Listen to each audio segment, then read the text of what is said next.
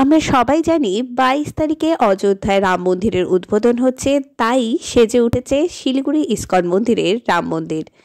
আমি আজকে দুপুরবেলা গেছিলাম ইস্কন মন্দিরে, গিয়ে দেখি খুব সুন্দরভাবে সেজে উঠেছে গোটা ইস্কন মন্দির।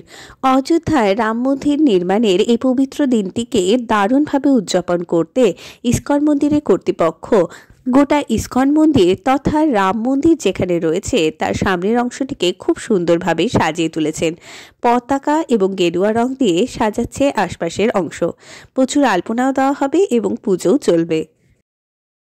রাম মন্দির নিয়ে আরও ডিটেলসে তো জানাবই, তার আগে প্রথমে দর্শন করে নিই রাধা মাধবের। কারণ ইস্কন মন্দিরে যখন এসেছি রাধা মাধবের দর্শন করাবো না এটা তো হতেই পারে না। আমি যখন গেছিলাম তখন আরতি চলছিল। চলুন এবার যাওয়া যাক রাম মন্দিরের উদ্দেশ্যে।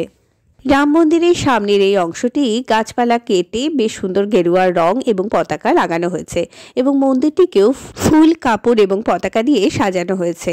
শুনলাম এবার দিয়েও আলপনা এবং আরও বিভিন্ন ডেকোরেশন করা হবে এবং গোটা দিনব্যাপী চলবে পুজো।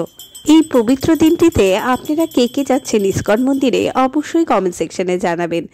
ওকে বাই, আজকের মতো ভিডিও এখানেই শেষ করছি। দেখা হবে নেক্সট ভিডিওতে। জয় শ্রীরাম।